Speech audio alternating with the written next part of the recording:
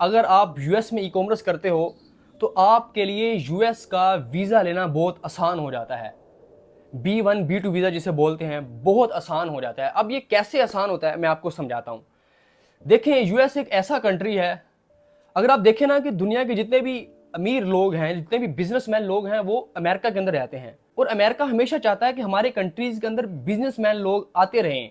वो तैयार बैठा है उन लोगों को वीज़ा देने के लिए जो बिजनेस करते हैं।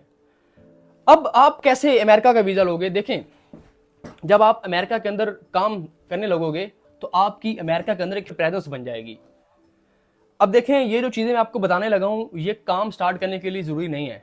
ये तब ज़रूरी है जब आप अमेरिका के अंदर अपनी एक प्रेजेंस बनाना चाहते हो, आपकी एक प्रेजेंस बन जाए, ये उसके लिए ज़रूरी है।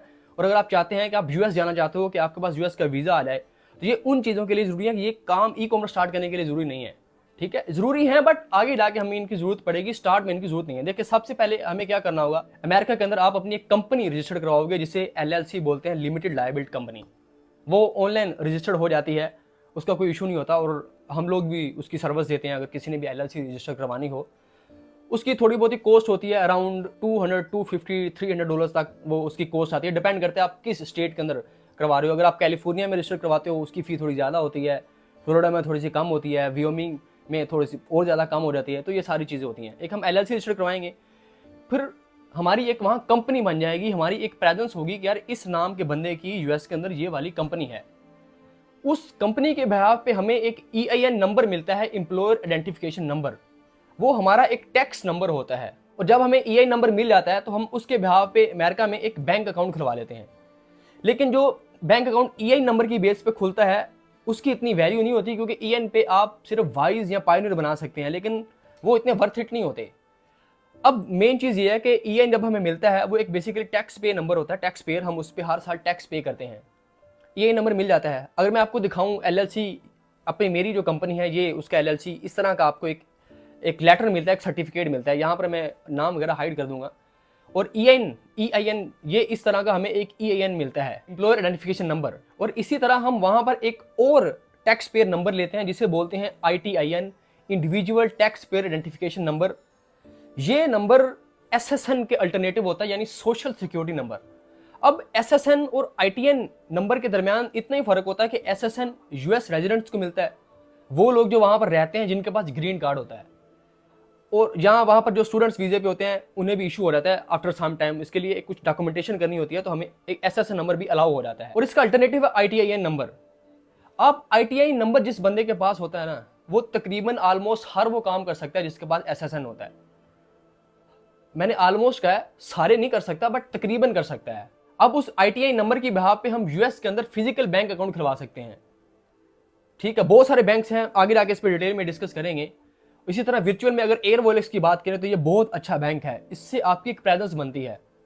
अब आपकी कंपनी बन गई, उस कंपनी की बिहाफ पे आपको EIN नंबर मिल गया, उस कंपनी की बिहाफ पे ITIN नंबर मिल गया। ITIN नंबर लेना इतना आसान नहीं होता, ये काफ़ी मुश्किल होता है। जो लोग इस फील्ड में, उन्हें पता होगा कि ITIN नंबर हासिल करना इतना आसान नहीं है, बट अल्हम्दुलिल्लाह मेरे पास वो भी है।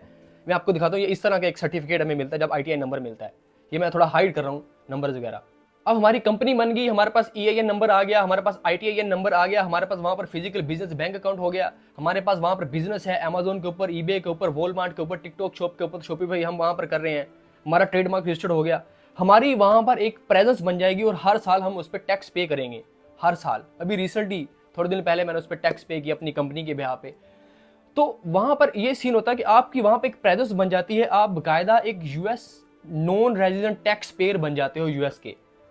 अब आफ्टर सम टाइम, 1 से 2 साल बाद, 3 साल बाद, जब आपका बिजनेस एक्सपैंड हो जाता है, आपके बिजनेस बैंक अकाउंट में अच्छे खासे पैसे आने लगते हैं, आप 2-3 साल टैक्स पे कर चुके होते हो, फिर आप अमेरिका का B1 B2 visa easily apply कर सकते हो कि मेरा वहाँ पर बिजनेस है, मैं ई कॉमर्स करता हूँ, तो मैं वहाँ पर अब एक नई प्रोडक्ट लॉन्च करने जा रहा हूँ अपने स्टोर पे, मैंने प्राइवेट लेबल करना है, तो मेरी डिफरेंट होलसेलर और डिफरेंट ब्रांड्स के साथ मीटिंग है, मैंने वहाँ से एक प्रोडक्ट डिसाइड करना है और उसको अपने स्टोर पे लॉन्च करना है, तो इसलिए वहाँ पर मैं जाना चाहता हूँ। और भी बहुत सारे रीजन आप बता सकते हो कि यार मैं अपने बिजनेस के रिलेटेड जा रहा हूँ, मेरे साथ ये इशू हुआ है, मैं इस इशू को सोल्व करने जा रहा हूँ। तो ये आपका विजिट, पर्पस ऑफ विजिट होता है। ये बेसिकली विजिट वीज़ा होता है, B1 B2 visa. B1 business visit visa होता है और B2 टूरिस्ट वीज़ा होता है और इसकी फ़ी भी बहुत नॉर्मल होती है, बहुत कम फ़ी इसकी होती है। सो इस बिहाव पे आपको ये वीज़ा ईजिली मिल जाता है कि आपने एक लॉजिक रीज़न देनी है कि मैं अभी किस लिए वहाँ पर जा रहा हूँ। सो ये सबसे बड़ा बेनिफिट है यूएस के अंदर काम करने का। अब मैं ये क्यों कह रहा हूँ कि आपने यूएस का वीज़ा क्यों लेना है, क्योंकि देखें दुनिया के अंदर सबसे ज़्यादा पैसा अमेरिका के अंदर बनता है। पूरी दुनिया के अंदर कोई एक ऐसा कंट्री नहीं है जहां पर इतना पैसा बन सके जितना अमेरिका में बनता है। ना ऑस्ट्रेलिया में बनता है, ना यूके में बनता है, ना यूरोप में बनता है। वहां बेशक आप जॉब ही कर रहे हो, चाहे आप क्लीनिंग की जॉब ही क्यों कर रहे हो, बहुत ज्यादा पैसा बनता है। सो इसलिए जब आप ई कॉमर्स यूएस में करते हो तो आपकी वहां पर एक प्रेजेंस बन जाती है, तो आपके लिए यूएस का वीजा लेना बहुत आसान हो जाता है। सो ये सारी बेनिफिट हैं। मार्केट प्लेसेस हमने चूज की। आज वीडियो थोड़ी लंबी हो गई, बट ये सारी चीज़ें समझाना आपको बहुत ज़रूरी थी। इंशाल्लाह नेक्स्ट लेक्चर से या उससे नेक्स्ट लेक्चर से हमारा प्रैक्टिकली काम स्टार्ट हो जाएगा। अब इस वीडियो के एंड पे आपके लिए एक गिफ्ट भी है। वो गिफ्ट ये है कि बहुत सारे लोग मुझे कमेंट्स वगैरह करते थे इनबॉक्स में और मेरे लिए काफ़ी मुश्किल हो जाता है सबको रिप्लाई करना। तो मैंने आप लोगों के लिए एक व्हाट्सएप कम्युनिटी बना दी है। उसका लिंक आपको प्रोफाइल में बायो के अंदर मिल जाएगा। तो वो कम्युनिटी आप ज्वाइन कर लो। वहाँ पर मैं डेली बेसिस पे कुछ ना कुछ चीज़ें ज़रूर बताता रहूँगा और वहाँ से आपको बहुत कुछ सीखने को मिलेगा और आप एक दूसरे से ईजिली इंटरेक्ट कर सकते हो। और अब लास्ट में बात करते हैं, कुछ लोगों के बहुत सारे कंसर्न्स थे, लोग कमेंट्स करे थे, मैं देख रहा था कि बहुत सारे चीज़ें उनके कन्फ्यूजन में थी, उनकी बात करते हैं। एक सबसे बड़ा जो सवाल वो यही था, अगर हम अमेज़ोन से सोर्सिंग करते हैं, ईबे पे जब कोई बंदा हमसे चीज़ बाय करेगा तो जब उसको प्रोडक्ट अमेज़ोन से डिलीवर होगी तो उस पर अमेज़ोन की पैकेजिंग होती है, उस प्रोडक्ट वो अमेज़ोन की पैकेजिंग में पैक होता है। ये बात बिल्कुल सही है, ऐसे ही होता है। उस पर अमेज़ोन का एक लोगो बना होता है, इस तरह का अमेज़ोन लिखा नहीं होता, इस तरह की लोगो बना होता है। तो इस तरह की पैकेजिंग में जाएगा तो क्या कस्टमर नहीं कहेगा कि यार मैंने चीज़ ईबे से बाय किया और अमेज़ोन से गई है। सो देखें, अभी जो मैं आपको बताऊंगा ना, आपको शायद इसकी समझ सही से नहीं आएगी, बट जब आप काम करना स्टार्ट करोगे ना तब आपको समझ आएगी यार वाकई ऐसा होता है। देखिए 90% लोग इस चीज़ को बिल्कुल नहीं सोचते कि मैंने प्रोडक्ट ईबे से लिया था और अमेज़ोन की पैकेजिंग में गया। उनको इन चीज़ से कोई कंसर्न नहीं होता। उनको कंसर्न किस चीज़ से होता है कि प्रोडक्ट उनको टाइम पे पहुंचे, जितना आपने डिलीवरी टाइम सेट किया था, प्रोडक्ट सही पहुंचे, डैमेज ना हो, वेरिएशन ना प्रोडक्ट के अंदर हो। ये 2-3 चीज़ें होती हैं कि आपने उसको अच्छी कस्टमर सर्विस देनी है, आपने ट्रैकिंग टाइम पे अपलोड की है। ट्रैकिंग क्या होती है इस पर आगे जाके बात करेंगे। आपने डिलीवरी टाइम पे दे दिया और प्रोडक्ट आपने वही दिया है जो एग्जैक्टली आपने लिस्टिंग के अंदर मेंशन किया हुआ था। 90% लोग ऐसे ही होते हैं। अब आते हैं 10% लोगों पे। वो लोग जो कंप्लेन करते हैं, वो पूछते हैं यार हमने ईबे से ऑर्डर किया था, प्रोडक्ट अमेज़ोन की पैकेजिंग से क्यों आया। जैसे इसका सिंपल सवाल ये होता है कि हम उनको यही बोलते हैं, हम ऐसा ही करते हैं, ठीक है, आप भी ऐसा ही करोगे। देखिए हमारे डिफरेंट वेयर हाउसेज हैं और हम डिफरेंट प्लेटफॉर्म पे काम करते हैं और हमारा कुछ सामान अमेज़ोन के वेयर हाउसेज में भी पड़ा हुआ है और जहाँ पर आप रहते हो यहाँ से हमें अमेज़ोन का वेयर हाउस वो करीब पड़ रहा था, इसलिए ये प्रोडक्ट हमने आपको अमेज़ोन के वेयर हाउस से डिलीवर करा दिया है। तो इस वजह से ये अमेज़ोन की पैकेजिंग में आया है, क्योंकि हम सिर्फ ईबे पे काम नहीं कर रहे, हम डिफरेंट प्लेटफॉर्म पे काम कर रहे हैं। तो इसका सिंपल सा आंसर यही होता है कि इसलिए ये अमेज़ोन की पैकेजिंग में आया। तो इससे 98 बाकी जो 10% में 9% लोग इससे सेटिस्फाई हो जाते हैं। 1% वो लोग होते हैं जो स्कैमर्स होते हैं, वो जानबूझ के फड्डा डालते हैं, ठीक है। ऐसा बहुत कम होता है यार, रेयर केसेस, कभी कभार कुछ साल में एक आधा ऐसा केस आता है, तो इसका कोई इतना बड़ा इशू नहीं होता, एक आधा ऐसा केस भी आ जाए, ठीक है। तो इसका आंसर सिंपल सा आंसर यही है। और दूसरा क्वेश्चन बहुत से लोगों के लिए कंसर्न था कि अगर हमने ईबे पे एक प्रोडक्ट लिस्ट किया और उसको हमने अगर सपोज अमेज़ोन या अली एक्सप्रेस से सोर्स किया हुआ है, वहाँ से हंट करके ईबे पे लगाई है, हमें 3-4 दिन बाद उस प्रोडक्ट पे ऑर्डर आ जाता है। जब हम उसको वहाँ पर प्रोडक्ट को ऑर्डर प्लेस करने जाते हैं अमेज़ोन पे, तो वहाँ से वो प्रोडक्ट आउट ऑफ स्टॉक हो चुका होता है। तो देन हम क्या करें और ये कैसे देखें कि प्रोडक्ट आउट ऑफ स्टॉक नहीं होगा। देखें इसके लिए जब हम प्रोडक्ट हंटिंग की क्लास होगी जिस पे डिटेल, ये पूरे घंटे की एक क्लास होगी इस पे प्रोडक्ट हंटिंग पे, शायद उससे भी ज़्यादा, कि वहाँ पर आपको बताऊंगा आपने प्रोडक्ट कैसे हंट करनी है और आपने कैसे ऐसा सेलर ढूंढना है जो आउट ऑफ स्टॉक नहीं होता होगा। वो सारी चीज़ें मैं आपको बताऊंगा, ठीक है। फिलहाल ये बता रहा हूँ कि अगर प्रोडक्ट आउट ऑफ स्टॉक हो जाता है, आपको उसी प्लेटफॉर्म पे जहाँ पर आपने वो प्रोडक्ट हंट किया था, अमेज़ोन से किया चाहे अली एक्सप्रेस से किया, किसी और सेलर से आप वही प्रोडक्ट बाय कर लो। चाहे आपको बेशक एक्सपेंसिव भी मिले, बेशक कितना एक्सपेंसिव होगा, $1-2 $3 आपको एक्सपेंसिव होगा ना, यही कि आपको प्रॉफिट नहीं होगा। अगर लॉस हुआ $1-2 का लॉस हो जाएगा, लेकिन वो ऑर्डर आपने लाजमी डिलीवर करवाना है, क्योंकि अगर जब आपका नया अकाउंट होता है ना, तो तब ये सारी चीज़ें बहुत मैटर कर रही होती हैं। अगर आपने कोई रिफंड कर दिया, कोई रिटर्न आ गया, तो सारी चीज़ें, उससे बचने के लिए $1-2 का आप लॉस कर लो, कोई प्रॉब्लम नहीं है। अगली प्रोडक्ट के अंदर आप थोड़ा सा ज़्यादा प्रॉफिट निकालोगे, सारी चीज़ें कवर हो जाती हैं। तो एक तो आप उसी किसी और सेलर से आप डिलीवर करवा सकते हो, और दूसरा ये कि आप किसी और प्लेटफॉर्म से वो प्रोडक्ट आप उसको डिलीवर करवा दो। अली एक्सप्रेस से देख लो, सीजे से देख लो, वॉलमार्ट से देख लो, टिकटॉक शॉप से देख लो, शीन से देख लो, जितने भी सप्लायर हैं आप वहां से देख के उसको डिलीवर करवा सकते हो। और यही बेनिफिट होता है यूएस में कि आपके पास सप्लायर बहुत ज्यादा होते हैं। और एक और क्वेश्चन था कि जब हमें रिटर्न आ जाता है तो उसका क्या करेंगे। देखिए उसका सिंपल सा फार्मूला है, सिंपल सा आंसर है कि अगर हमें रिटर्न आता है, सपोज हम अमेजोन से सोर्सिंग कर रहे थे, अमेजोन से हमने एक प्रोडक्ट डिलीवर करवाई एक बंदे को, ईबे पे हमने सेल की थी, ईबे पे हमें ऑर्डर आया और हमने वही एड्रेस उसके पैसे से उठा के अमेजोन पे गए और वो प्रोडक्ट अमेजोन से उसको डिलीवर करवा दिया। अब उसका आ गया रिटर्न।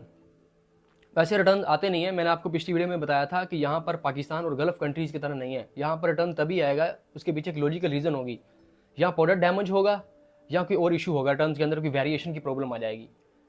सपोज अगर रिटर्न आता है, होगा ये कि हम ओबियसली हम भी रिटर्न एक्सेप्ट करेंगे, ठीक है। अब जिस जहां से हम सोर्सिंग कर रहे होंगे वो प्लेटफॉर्म भी रिटर्न एक्सेप्ट कर रहा होगा। जब वो कस्टमर हमें रिटर्न फाइल करेगा उस प्रोडक्ट का, हम भी उसी प्रोडक्ट का जहां से हमने सोर्स की थी उस सेलर को जाके रिटर्न फाइल कर देंगे कि भाई हमने ये प्रोडक्ट रिटर्न करनी है, रिटर्न आ गया। फिर वो सेलर हमें शिपिंग लेबल निकाल के भेज देगा, भाई ये शिपिंग लेबल है, इसको लगाओ और मुझे इस एड्रेस पे ये प्रोडक्ट शिप करवा दो।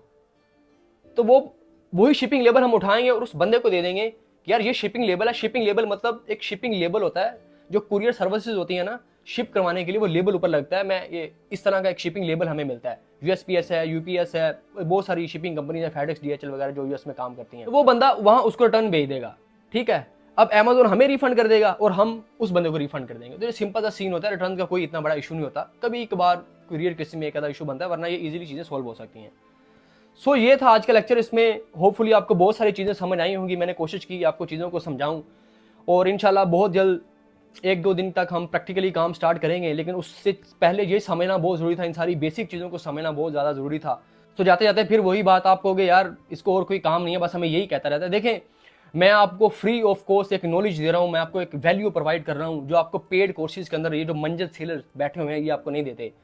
मैं ये नहीं कहता कि कोर्स सेल करना बुरी बात, देखें आपको वैल्यू मिलनी चाहिए यार, लोग आपको वैल्यू नहीं देते। देखिए हर चीज की एक प्राइस जरूर होती है। आप स्कूल कॉलेज यूनिवर्सिटी पढ़ते हो, वहां पर आप फीस पे नहीं करते, फीस पे करते हो ना तो लोग आपको कुछ बताते हैं। लेकिन मेन चीज ये होनी चाहिए कि आप अगर किसी चीज की फी पे कर रहे हो, बदले में आपको एक वैल्यू मिलनी चाहिए यार, आपके जो पैसे हैं वो वर्थ इट होने चाहिए, ठीक है।